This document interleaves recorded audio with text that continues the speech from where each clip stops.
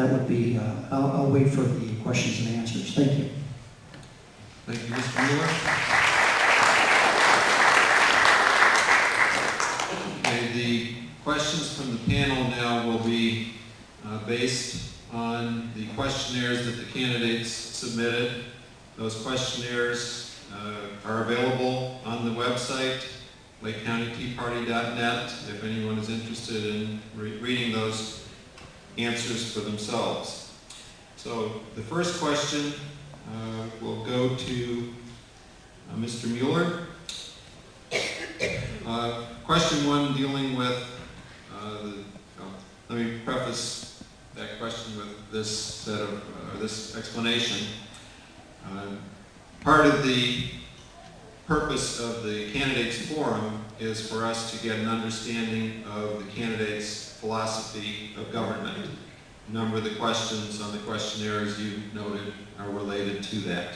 So with that, Mr. Mueller, you stated that state senators have no direct influence on the federal budget, and this is, I think, pretty much generally true. There may be some indirect things. However, more to the point is your philosophy of government as it relates to the current situation of deficit spending at the federal level while accumulating massive national debt. Are you in agreement with the current approach, which results in an annual deficit of greater than $1 trillion and has resulted in a national debt which will soon exceed $16 trillion? Why or why not?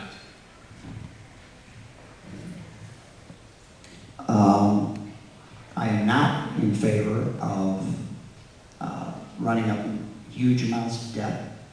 As you know, the state legislature is not allowed to have anything but a balanced budget. That's been part of our constitution in the state since its origin.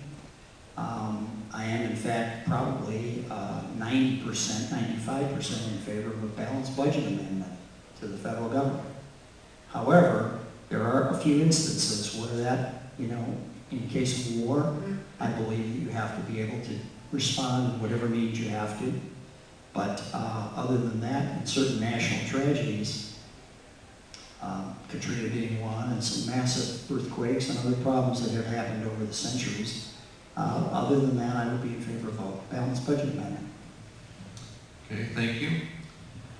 Senator Eklund, you indicated that you have supported legislation to reorganize the Department of Development and to reform our public pension systems.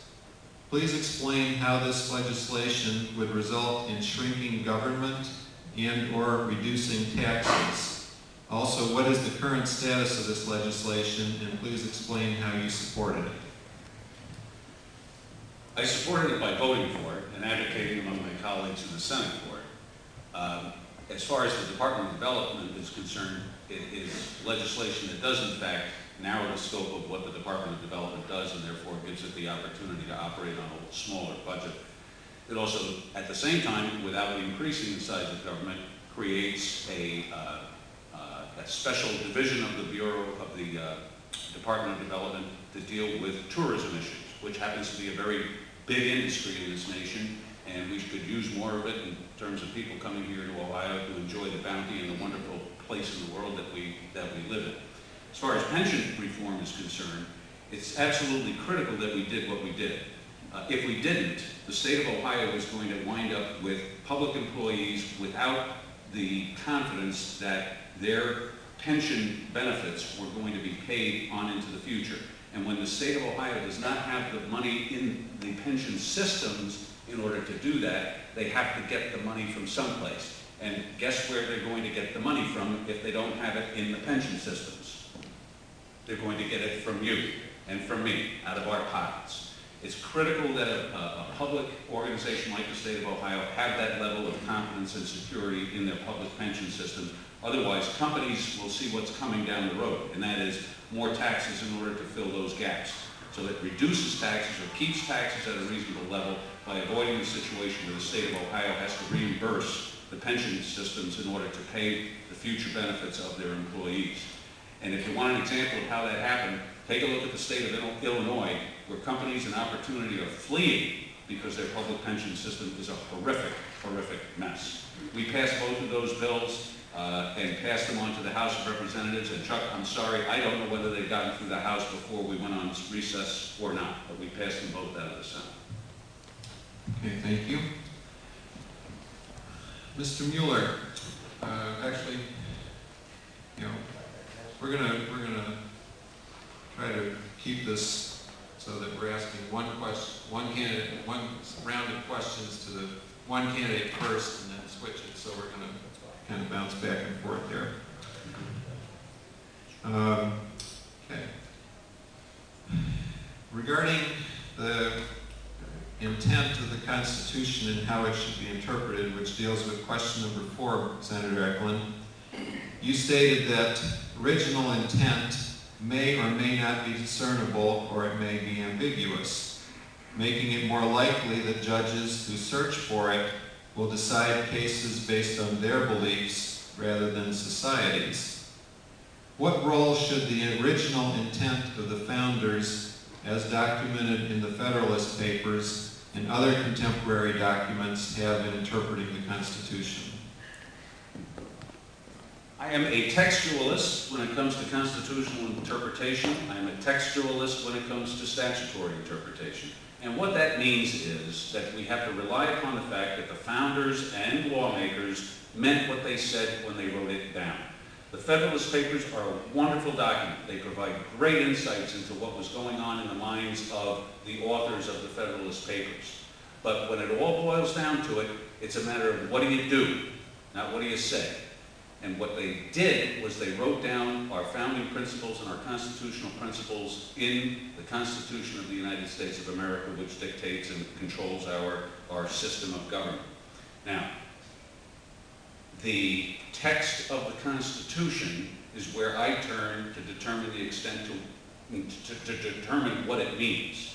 And if in any event that text is in some fashion or another ambiguous, I'm not guided so much by what I think John Adams or James Monroe or Thomas Jefferson or any other founding father had in their mind when they were putting pen to paper.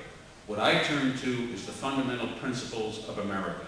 Those principles that deal with freedom and liberty and in a system of ordered liberty, and a system that allocates responsibility between the federal and the state government, and a system that has a tripartite organization with an executive and a legislative and a judicial branch. And I look to those principles to determine what exactly ambiguous language, if any, in the Constitution means. To discern or try to discern what the founders meant at a particular point in time, divorced from the principles that are the basis for the founding of our country, I think leads to speculation from time to time and potential mischief. Thank you. Mr. Mueller, question number 2 dealt with the patient protection and affordability Obamacare. That's simpler for me. In your response, you stated that you favor systematically changing parts of the program that are questionable or that people don't like. What specific parts of the program do you think might be questionable, and explain why? Well, first off, I said I'm an engineer, and I believe in trying to fix things. I think the Supreme Court, whether you like it or you don't like it, has ruled that at least the fundamental framework of it, the bones of it, are constitutional. And so therefore, my thought is that whatever is wrong in there needs to be changed. There are some good things in there. I mean, most people in this room were at least mildly pleased by the fact that they were allowed to carry their kids on their policy until they're 26 years old. That didn't exist before that. And remember that the Affordable Health Care Act is a political composition of both political parties. And also, although that, you know, people don't want to admit this very much, and certainly Mr. Romney doesn't want to, if you analyze what the program looks like in the state of Massachusetts, It's very, very close to this.